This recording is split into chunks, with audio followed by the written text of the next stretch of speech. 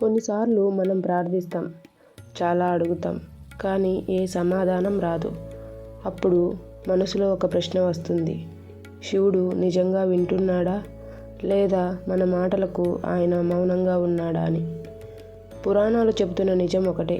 శివుడు మౌనంగా ఉన్నప్పుడు అతను మనతో మాట్లాడుతున్నట్టే. ఆ మౌనం వెనుక దాగి ఉన్న అర్థమే ఈరోజు మనం చెప్పుకోబోయేటువంటి కథ. శివుడు ఎందుకు భక్తుడి మాట వినకుండా నిశ్శబ్దంగా ఉంటాడు? ఒకసారి ఒక అడవి పక్కన ఉన్న చిన్న గ్రామంలో ఒక యువకుడు ఉండేవాడు.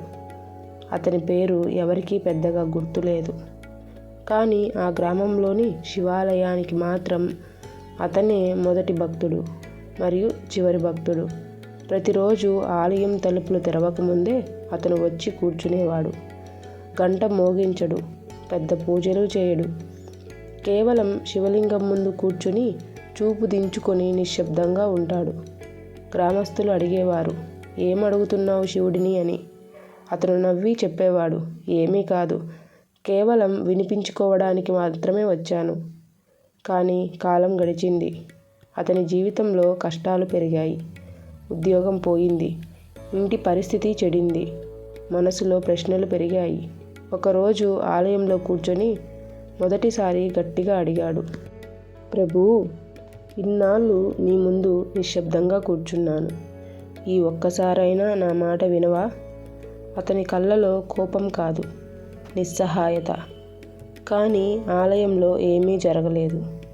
గంట మోగలేదు, లింగం కదలలేదు.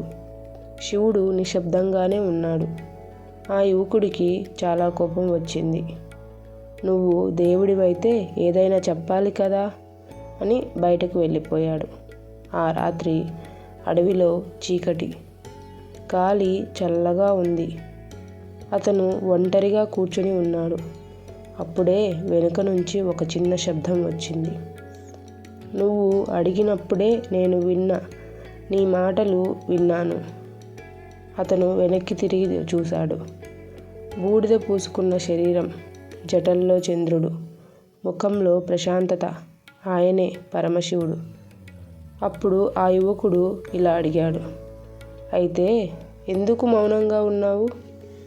శివుడు నెమ్మదిగా అన్నాడు, నిశ్శబ్దం అంటే వినడం లేదని కాదు.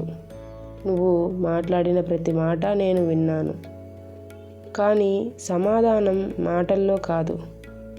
యువకుడు అయోమయంగా చూశాడు.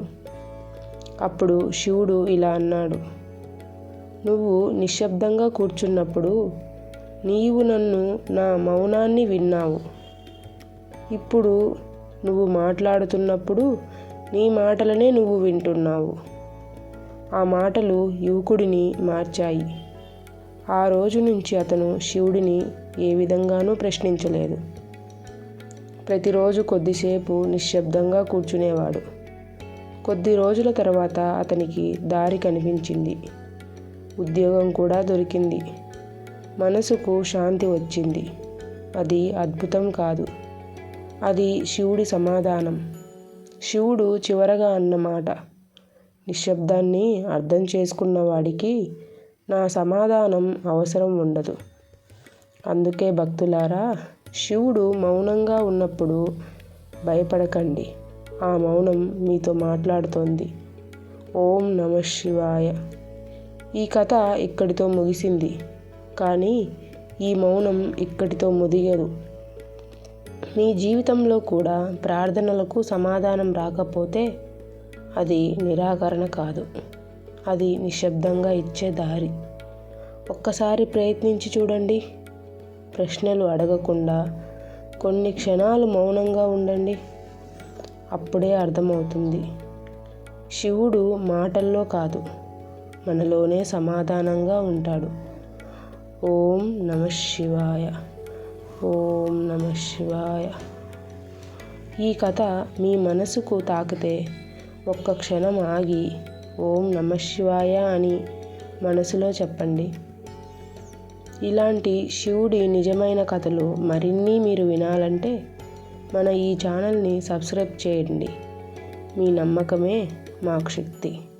థ్యాంక్ యూ ఫర్ వాచింగ్ ఈశ్వర సందేశం.